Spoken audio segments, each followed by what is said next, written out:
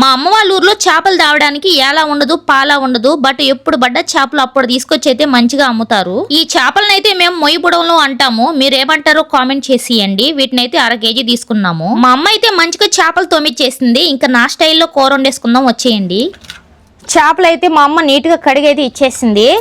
2 స్పూన్ల కారం, టమోటా ముక్కలు, కొంచెం పసుపు, కల్లుప్పు, ఫైనల్గా మనం కలిపి పెట్టుకున్న చింతపండు పులుసు. నూనె అయితే కాగిపోయింది. ఆవాలు, మెంతులు, జీలకర్ర అయితే వేసేద్దాం. ఆవాలు వేగిపోయాయి, ఎర్రగడ్డలు అయితే వేసేద్దాం. కొంచెం కరివేపాకు, కలిపి పెట్టుకున్న చేపల పులుసు. ఇప్పుడు మూత పెట్టి ఉడికించుకుందాం. ఫైనల్గా మామిడి ముక్కలు కూడా వేసేద్దాము. కూర అయితే ఉడికిపోయింది. ఆవాలు, మెంతులు పొడి అయితే వేసేద్దాం. నైట్ వండటమే కానీ చేపల కూర అయితే అసలు తినలేదు. ఇప్పుడు ఉదయం లేసి అయితే తినడానికి చూస్తున్నాను.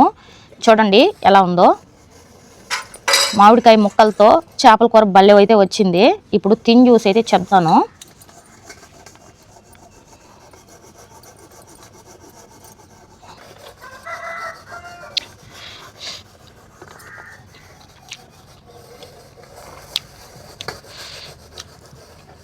కూర అయితే సూపర్ ఉంది. మామిడికాయ ముక్క అయితే భలే ఉంది, సూపర్.